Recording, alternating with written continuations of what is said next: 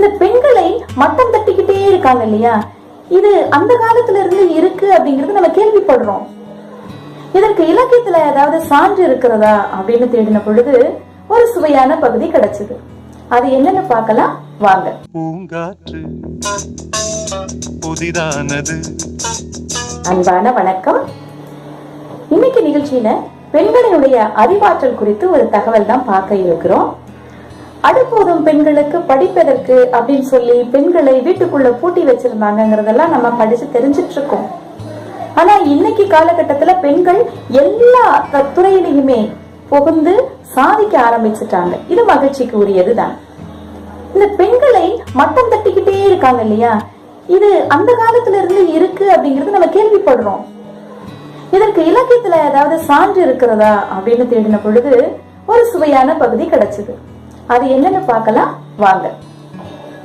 இரண்டு புலவர்களுக்கு இடையிலே நிகழ்ந்த சுவையான ஒரு உரையாடல் தான் நம்ம இன்னைக்கு பார்க்க போறோம். அந்த இரண்டு பிரபலமான புலவர்கள் வேற யாரும் இல்ல, கம்பரும் அவர் காலத்தில் வாழ்ந்த ஔவையாரும். ஔவையார் ஒன்றுக்கு மேற்பட்டவர் இருந்திருக்காரு அப்படிங்கிறதுக்கு சான்றுகள் இருக்கு.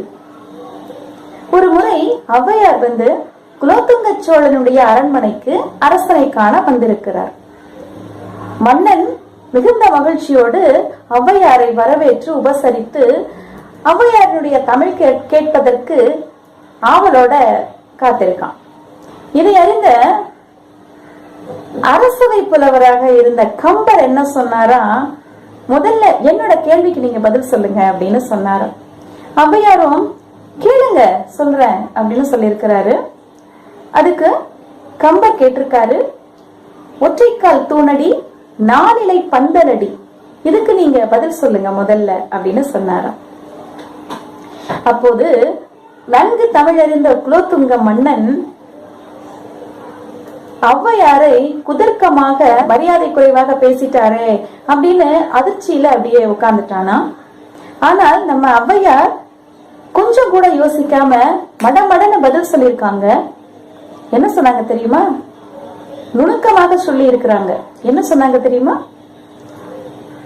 8.25 லட்சணமே எமனேறும் பரியே, முட்ட மேற்கூரை இல்லா வீடே, மட்டிலா பெரியம்மை வாகனமே, குலராமன் தூதுவனே ஆரையடா சொன்னாயது அப்படின்னு சொல்லியிருக்காங்க. மிகச்சரியான பதில கொடுத்திருக்காங்க.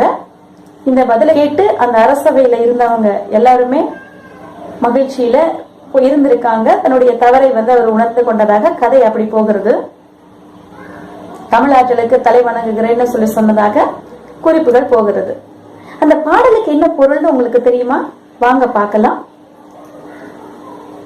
8.25 லட்சணமே அப்படின்னு சொல்லும் பொழுது இந்த 8 என்பதற்கான தமிழ் எண் ஆ என்பது. ஆ அப்படின்னு சொன்னா தமிழ் எண் ஆல 8 என்பது பொருள். அடுத்து 1/4 கால் பாகம் அப்படிங்கறதை குறிக்கிறது இல்லையா, இந்த கால் அப்படின்னு சொல்லக்கூடியது தமிழ் எழுத்துல வா எனும் எழுத்தால் குறிக்க வேண்டும். அப்போ அவலட்சணமே அப்படின்னு திட்டிருக்காங்க. எமனேறும் பரியன எரும மாடு அப்படின்னு அர்த்தம். முட்டை மேற்கூரை இல்ல வீடுனா குட்டிச்சோறு அப்படின்னு திட்டிருக்காங்க. மட்டிலா பெரியம்மை வாகனமே அப்படின்னு சொன்னா, பெரியம்மைன்னு சொன்னா ஸ்ரீதேவியினுடைய அக்கா மூதேவி. அந்த மூதேவியினுடைய வாகனம் கழுதை. கழுதையே. குலராமன் தூதுவனே அப்படின்னு சொன்னா, குலராமன் என்று சொன்னா ஸ்ரீ ராமச்சந்திரமூர்த்தி, ராமச்சந்திரமூர்த்தியினுடைய தூதுவன். அத சொல்லி குரங்கே அப்படின்னு திட்டிருக்காங்க. ஆரையடா சொன்னாயடா அப்படின்னு சொல்லும் பொழுது ஆரை கீரையைத்தான் நீ சொன்னாயடா அப்படிங்கிற பதிலை மையப்படுத்தி உள்ளர்த்தமாக சொல்லி இருபொருள் அமையுமாறு யாரையடா நீ சொன்னாயடா அப்படின்னு பதில் சொல்லி இருக்கிறாங்க. நுணுக்கமாக சொன்னாங்க. எவ்வளவு நல்லா இருக்குல்ல இந்த தகவல். ஆக பெண்கள் அறிவாற்றலிலும் சிறந்தவர்களாக இருந்திருக்கிறார்கள் அப்படிங்கிறதுக்கு ஒரு சின்ன ஒரு சான்றுதான் இது.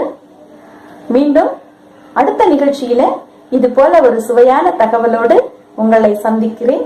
அதுவரை